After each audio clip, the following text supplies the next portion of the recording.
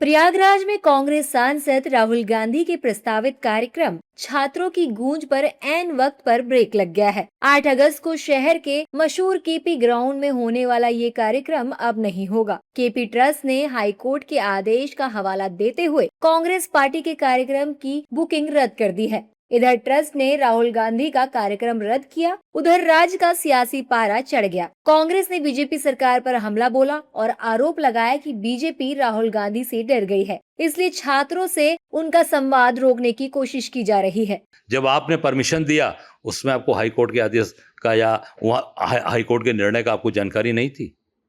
इससे साबित होता है कि पूरी तरीके से सरकार के दबाव में ये सारी चीज़ें की गई हैं। सरकार घबरा गई है राहुल जी से और हम करेंगे 8 तारीख को कार्यक्रम और पूरी ताकत के साथ करेंगे और निश्चित तौर से हम बच्चों के भविष्य के लिए, बच्चों के आगे उनका कैसे जीवन स्तर आगे बढ़े उस पर हम काम कर रहे हैं और राहुल जी उनसे सीधा संवाद करेंगे, वार्ता करेंगे और अगर कहीं सरकार को कोई दिक्कत आती है, कोई परेशानी है तो वो निश्चित तौर से वो आसपास के कोई जगह दे हमको, हम वहाँ करने के लिए तैयार हैं, पर हम कार्यक्रम करेंगे जरूर, हर हालत में करेंगे। वही तो बात कर रहा हूँ कि डरते हैं, वो डरते हैं राहुल गांधी से। संसद में भी नहीं आते राहुल गांधी के सामने और जहां राहुल गांधी छात्रों की गूंज करने जाते हैं वहां हर बार प्रॉब्लम करने की कोशिश करते हैं। करते रहे, ये छात्रों की शक्ति है, ये राहुल गांधी की शक्ति है, ये विपक्ष की शक्ति है। इसके आगे इनका डर कामयाब नहीं होगा। हम अपना काम करते रहेंगे, ये कार्यक्रम होके रहेगा। देखिए, राहुल गांधी का प्रोग्राम जहां लगता है, ये इतनी डरी हुई भाजपा की सरकारें हैं।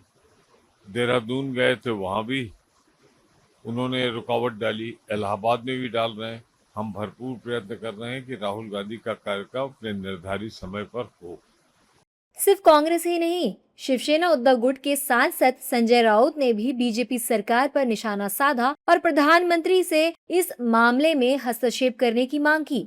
अगर प्रयागराज का प्रोग्राम राहुल गांधी का रद्द होया है तो प्रधानमंत्री ने हस्तक्षेप करना चाहिए, गृह मंत्री ने हस्तक्षेप करना चाहिए उनकी सरकार में कि ऐसा आप मत करिए, ये लोकतंत्र के खिलाफ है।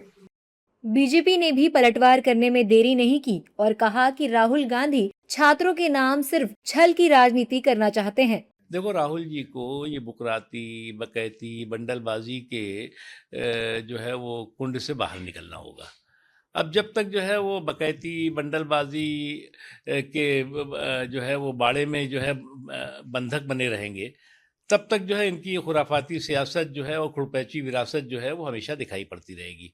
आप छात्रों के गूंज के नाम पर जो छल छत्रपों का जो है वो छल दिखाई पड़ रहा है, वो भी लोगों ने देखा है। ऐसा नहीं है, वहाँ स्थिति कोई गलत ऐसी न जाए मैसेज, चूंकि लोग जहाँ जाएंगे गलत मैसेज करने के प्रयास करते हैं। गलत मैसेज न जाए, माने राज्य और राष्ट्र विरोधी मैसेज न जाए। लोग को राष्ट्र के हित की बात तो करना नहीं है, राष्ट्र विरोधी बातें करनी है, कहीं भी जाकर के लोगों को उस्काना है, लोगों को भड़काना है।